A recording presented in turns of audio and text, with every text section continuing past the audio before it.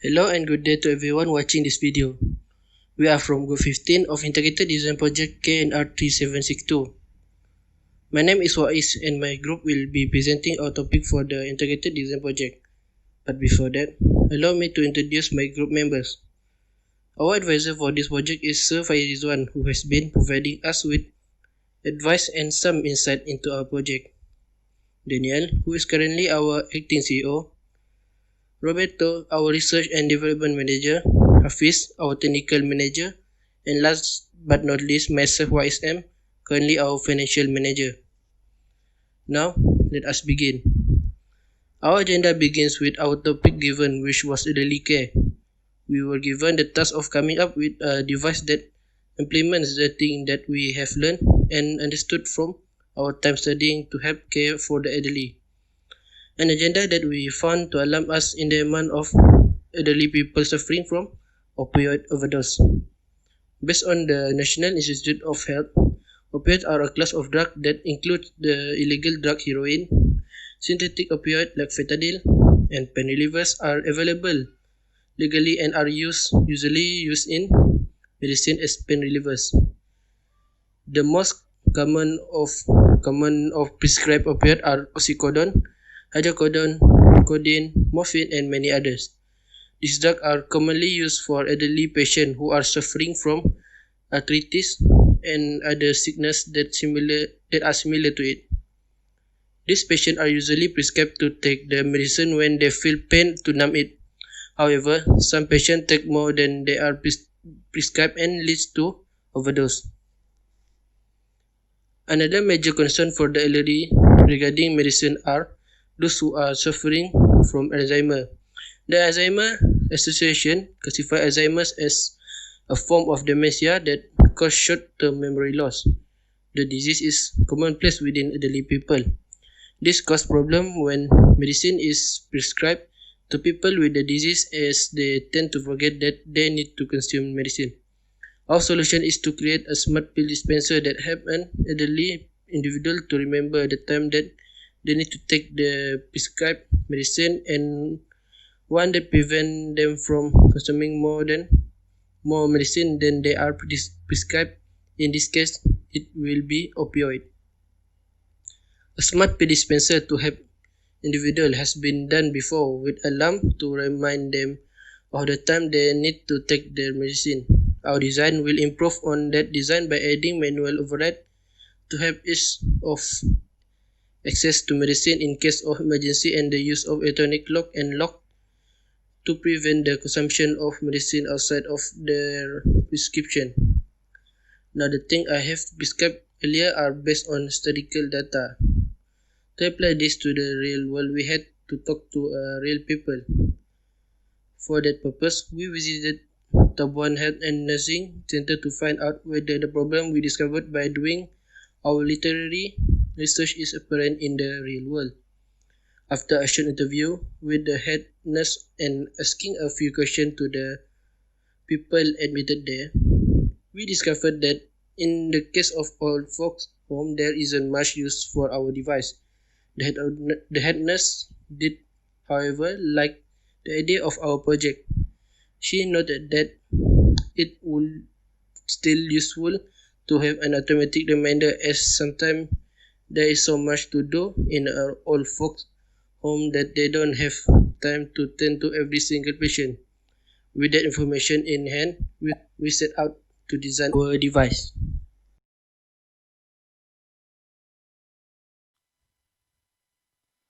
We will now go over the advantage of our Ethernet design. Some of the key features of our smart field dispenser are that the dispenser uses a very similar design to current pill organizer. We found that not changing the design by too much ease the use of the device, as it's familiar and elderly people can easily adapt to using it. The familiar design of pill organizer does come with a few drawbacks. The capacity of the pills to be placed in each compartment is highly limited due to the size of individual containers. We have decided that going for a more familiar design while giving up the capacity capacity of the dispenser was necessary as we learning toward the ease of use of the device to the elderly. Our purpose design will have the dimension of roughly 6 inches by 4 inches by 2 inches. We have decided that these dimensions are sufficient for our design of mounting the electronic into device and still be easily portable in a bag or carrying case when out on about. For the purpose of letting us carry the dispenser around, the decision to include a lithium-ion battery to power the device when not plugged in as agreed. This feature attend the use of the device as the user can carry it around and can still use it while it's not plugged in. The device works by either a caretaker or the user themselves inputting which bear represent which medicine with the help of an LCD screen. They then input at what time do they need to take the medicine in specific dosage. They can also input whether there are dosage where they can take more in a certain time. When the time comes for the user to take their medicine, an alarm will go off that remind them to do so. The device will unlock each bay and tell them their dosage.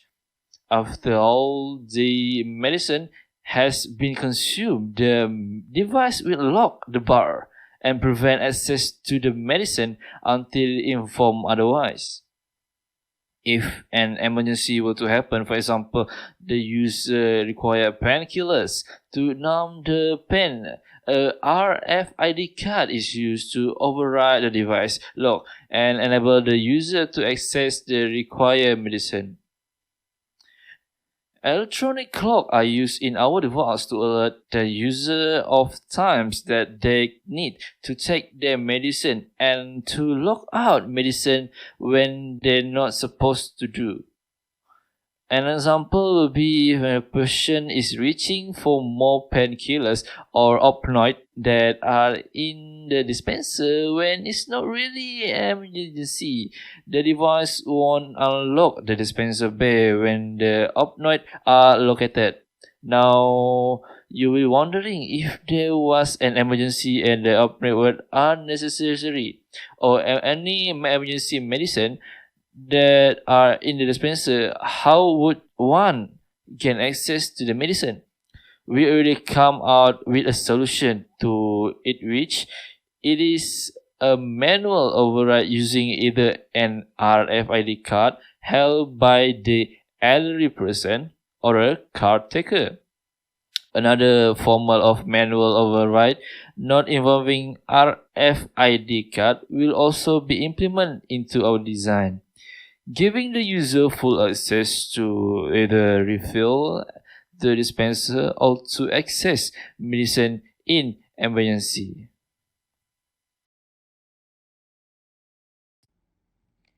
Hello, moving on from the description of our design, we go to the technologies and components implemented into our device.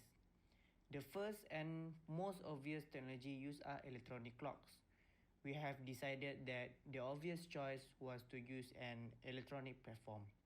In our case, we have decided to use Raspberry Pi 3 Plus by Raspberry Pi Foundation. The device is easy to use and fits our dimension for our device. The programming language used by the platform is Python, which is a derivative of the quintessential programming language C.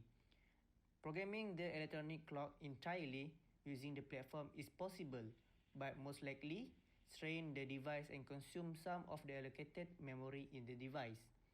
An easy way to overcome this to implement an integrated circuit. In our case, we will be using the LM8560 IC manufactured by Sanyo Semiconductor Device. The IC chosen was originally used for digital alarm clock with all the function of an alarm clock such as alarm times, snooze and many more on one IC. After thinking about it again, we decided that some changes were needed for our device. The first thing was to change the microcontroller to an Arduino Uno. The price of an Arduino Uno is roughly the same as a Raspberry Pi 3 Plus, and it is programmed using a language that we are more familiar, which is C++. Another major change made was removing the LM8560 IC in favor of an RTC DS3231 real-time clock. This RTC is an accessory for Arduino platform. It is a real-time clock that we are used alongside our new microcontroller with little amounts of modification. Most importantly, it will not affect our current budget. As you can see in the figure on the slide, this is our initial design for our device. We use an open source program called Fritzing to design the device. For now, the device is to be placed on a breadboard where all the connections are made. This is temporary solution for our connection, as in these trying times, it is hard to access any printed circuit board builders. In the future, we hope to place all our connection onto a printed circuit board. As for now, we have successfully tested some aspect of our device and have gotten most of them to work properly. Our device can tell the time and alert the patient of when to take their prescribed medicine. In our previous design, we have only been able to let the alarm go off at interval of 8 a.m., 2 p.m. and 8 p.m. In our improvised design, we have allowed the user to set the time on the alarm at their time of choosing. This is a major improvement from our previous design, as it follows for the user to set the time themselves for other medication such as those that need to be taken hours apart from each other.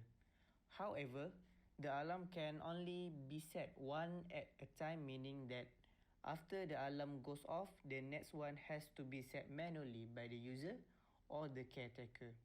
We have also successfully applied our RFID lock system to ensure that the patient cannot access their medication outside of prescription times.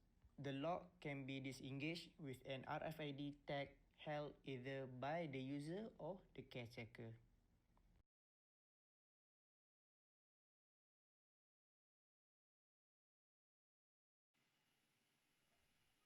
We will now move on to the implementations of our device. We believe that old folks' homes and private homes with elderly occupants will benefit greatly from our device. The reason being that it eases the jobs of the caretakers of both of these locations. Our main target audience will be the elderly and not the youth or the general populace. Our device utilizes more analog methods compared to the ones you would see in the market today. We believe that the more analog methods would better suit the elderly who are not used to using smart devices, as they would not need to take more time to familiarize themselves with these devices. While comparing our device with the ones currently on the market, a majority of them require Wi Fi or a Bluetooth connection to a smart device in order to fully utilize their functions. This would be advantageous to those who already know how to use smart devices, which is what we believe to be the opposite of what the elderly know. We believe that our simpler methods of setup and use would much benefit the end user rather than adding Wi Fi or Bluetooth capability. With that, we end our presentation. Thank you for listening and have a great day.